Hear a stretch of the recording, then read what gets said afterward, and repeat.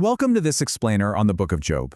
Today, we're exploring an incredibly deep, theological journey. We're looking at Job's intense struggle with suffering and really diving into how we can understand God's providence and His creation through this unfolding scriptural narrative. We're talking about a believer crying out to the Creator in the midst of just unimaginable pain and ultimately finding answers not in human logic, but in divine wisdom.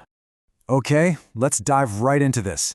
Here's our reading map for today. We'll be journeying through Job chapter 24, Job chapters 25 to 27, Job chapter 28, Job chapters 29 to 31, and finally, Job chapters 32 and 33. Starting with section 1, Job chapter 24, the dilemma of divine silence. In our previous chapters, you remember Job was looking for God to resolve his own personal grievances. But here, his gaze actually shifts outward to the entire world. He's looking at the absurdity and wickedness filling creation, and he pivots into this massive theological question about the moral order of God's plan. Job starts out by challenging God directly. He asks, why does the Almighty not set times for judgment? Why do those who know Him not see His days? And by times, he means the day of judgment. Job is agonizing over why there isn't, a fixed date on God's calendar for justice. He starts listing these brutally specific realities: wicked people exploiting the poor, moving boundary stones to literally steal land, and forcing the thirsty to tread wine presses without getting even a single drop to drink. And this brings us to this profound existential weight in the scripture. In Job chapter 24, verse 12, we read, "From the city, the dying groan and the souls of the wounded cry out, yet God pays no attention to their folly."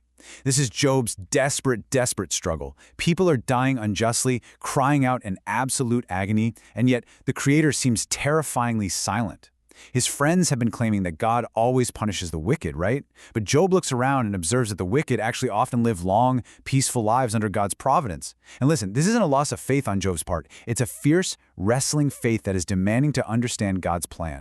Let's move to and see how this builds in section 2, Job chapters 25 to 27, the clash of theologies. The debate between Job and his friends is really reaching a breaking point here. They've essentially run out of arguments, and it leads to this stark clash between Bildad's final, harsh words and Job's really resolute response. Just look at this contrast. In Job chapter 25, Bildad hides behind this crushing view of God's majesty. He argues that compared to the Almighty, humans are nothing but maggots and worms. It's a theology that literally strips away all human dignity. But Job, he fires right back in Job chapter 26. He acknowledges God's immense power over creation, but in this incredibly majestic way, stating that God hangs the earth on nothing. He beautifully explains that all we see are just the fringes of God's ways, like a mere whisper of His power. Job is showing us that true reverence isn't about degrading humanity. It's about recognizing that our human minds just cannot fully comprehend the sheer vastness of God's plan. Which leads us right into Job chapter 27, where Job makes what is essentially a life-or-death oath. He swears by the living God Himself, declaring, "I will never admit you are in the right. Till I die, I will not deny my integrity." Even though he feels like God has completely stripped away his rights, he still recognizes God as the ultimate judge. He flat out refuses to falsely confess to sins he didn't even commit just to appease his friend's flawed theology. He holds fast to his innocence, and honestly, it's an incredible display of spiritual courage. Moving into section 3, Job chapter 28, the revelation of wisdom. After all this intense, heated debate, the scripture gives us this beautiful, contemplative pause. The arguments stop for a moment, and we get this profound hymn about the search for true spiritual understanding. Now, what's really interesting about this is how it frames human capability. Job describes how humans can mine deep into the earth. Fun fact here, ancient mining techniques actually used fire setting to crack open solid rock, which just shows incredible early ingenuity. We can conquer physical creation. We can tunnel through mountains where not even a falcon's eye has seen, extracting these precious metals like gold and iron. But despite all of this amazing ingenuity, there is one thing we absolutely cannot dig up or manufacture on our own, and that is true divine wisdom.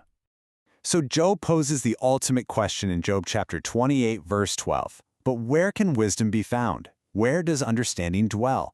He explains that you can't just go out and buy it with pure gold or silver or onyx. Even destruction and death have only heard a rumor of it. Only the Creator, The one who looks to the very ends of the earth and governs the winds and the rain under his providence. Only he knows exactly where it is. And here is the grand conclusion of that massive search. God declares to humanity in Job chapter 28, verse 28, "The fear of the Lord, that is wisdom, and to shun evil is understanding." From a biblical worldview, ultimate wisdom isn't about human intellect somehow figuring out all the mysteries of creation. It's about a reverent awe of God's providence and living a life that actively turns away from sin. It is acknowledging God as the master, especially when we don't understand our own circumstances. Section 4. Job chapters 29 to 31.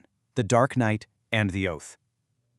As we transition into this next part of the scripture, we're entering Job's final, truly heart-wrenching monologue. He paints this vivid, painful picture, contrasting the incredible blessings of his past with the absolute devastation of his present. This juxtaposition is just striking. In Job chapter 29, Job remembers his past glory. He was this highly respected leader. Even the elders stood up when he walked in. He was a champion for the poor, eyes to the blind, feet to the lame. He lived justly under God's plan. But then you hit Job chapter 30, and it's a total 180. Now he's being mocked by the very lowest in society. He is physically tormented, his bones are aching in the night, and worst of all, his joyous lyre has literally turned into a song of mourning. And this agony peaks in Job chapter 30, verse 20. "I cry out to you, God, but you do not answer. I stand up, but you merely look at me." Wow. This captures the absolute sheer depth of a believer's dark night of the soul. The once loving, protective hand of God's providence now feels terrifyingly silent, almost cruel. And let's be real, many of us have likely faced seasons where we felt that same profound isolation. Job feels completely abandoned by humanity and seemingly attacked by the very creator he trusted. But out of this total darkness comes Job chapter 31, which is Job's final oath of integrity. It's just an incredible display of a faithful life lived under God's plan. He swears he made a covenant with his eyes to maintain purity. He ensured social justice, treating his male and female servants with total dignity because he knew the exact same Creator made them both in the womb. He remained completely free from greed and idolatry. And finally, he eagerly signs his defense, basically saying, "Let the Almighty answer me." It is the absolute highest level of moral confidence a believer can possibly present before God. Section 5. Job chapters 32 and 33, the paradigm shift. Okay, now the atmosphere completely changes. The older men fall silent, and this new, younger figure steps forward. His name is Elihu, and his arrival brings a massive paradigm shift to this explanation. And this brilliantly illustrates why Elihu could no longer just sit there and stay quiet. His righteous anger was directed at both sides.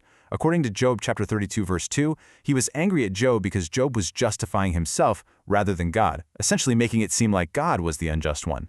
And then verse 3 shows he was angry at the friends because they condemned Job without providing any actual real answers. Elihu steps up and asserts that true understanding doesn't just automatically come with old age. It comes from the breath of the Almighty, the Spirit of God working within us. So the crucial point is how Elihu views suffering. In Job chapter 33, he directly challenges Job's claim that God is silent. Elihu argues that God's providence actually communicates in multiple ways. First, through dreams and visions in the night to warn humanity and keep them from the pit. And secondly, and this is a tough one but profound, through the discipline of pain and suffering on a sickbed. Elihu suggests that suffering isn't merely a punishment for past sins, it is a redemptive, educational tool of providence designed to ultimately save our souls. He then introduces this incredibly beautiful concept in Job chapter 33, verse 23, the mediator. He speaks of a messenger, one out of 1,000 angels, who vouches for the sufferer. This mediator intercedes, saying, "Deliver him from going down to the pit. I have found a ransom for him." And when this happens, God restores that person to joy and health. It shows us that God's ultimate plan is never just destruction, it's salvation and restoration. Which brings us to the end of our explainer today. Elihu reminds us that God's voice can sometimes be harsh, shaking us awake to draw us closer to Him.